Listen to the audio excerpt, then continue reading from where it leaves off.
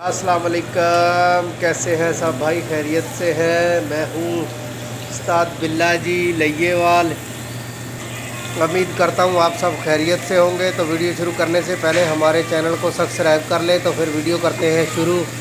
आज की मज़ेदार वीडियो। आज हम आए हुए हैं, ये इंडिया का मकाम है, होटल है इंडिया का। काफ़ी निज़ाम है अच्छा अच्छा।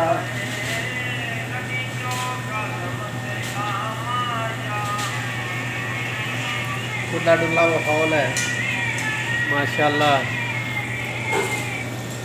तो आज हमने काम भी नहीं किया। आज सुबह की वीडियो अब हम स्टार्ट कर रहे हैं।